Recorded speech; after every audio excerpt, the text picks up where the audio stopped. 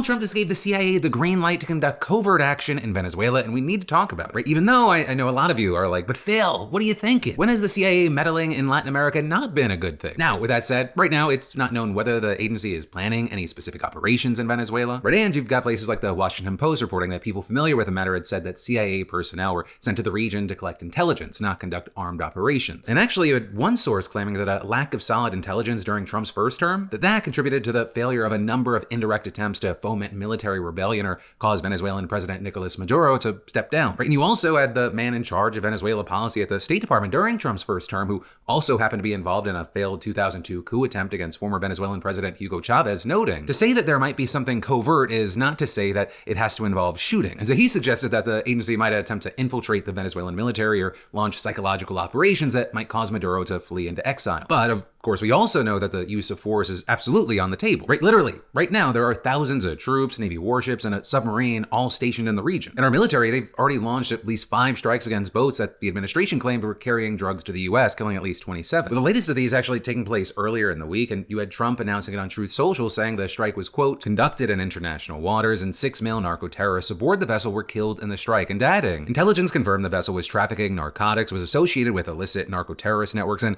was transiting along a known drug trafficking organization route. But of course, with that, you have people asking questions like, what intelligence, what narcotics, what networks, and ultimately, what evidence? Right? And then you've got people saying, even if he did provide that, can you still just go around killing people without a trial? And well, the answer, at least according to legal scholars and human rights groups, is absolutely not. In fact, just last month, you had UN experts condemning Trump's actions in the Caribbean, writing, international law does not allow governments to simply murder alleged drug traffickers. Criminal activities should be disrupted, investigated, and prosecuted in accordance with the rule of law, including through international cooperation. But big thing is that Trump, he says that drug smuggling, it's not just a criminal activity. Right? You've got Trump basically arguing that it's actually an act of war and these were enemy soldiers. Right? At first, when the military killed 11 people in its initial strike on September 2nd, Trump signed a letter to Congress telling lawmakers that the action had been taken in self-defense. But then what you saw is that later in the month, after another 2 strikes killed several more people, his administration sent a different kind of notice to Congress. Right here, you had Trump saying that he had determined that the U.S. was now in a non-international armed conflict with various Latin American cartels and gangs that his team had designated terrorists. Right? And saying that suspected drug smugglers were these organizations that could be lawfully targeted as unlawful combatants. And then with this latest strike, you had Trump simply claiming that he had ordered the strike under his standing authorities as commander-in-chief. And at least as of recording this, the administration hasn't actually released any sort of detailed legal analysis to support its thin arguments. Right? Possibly because the logic, the law, and the basic facts, they don't seem to be on Trump's side.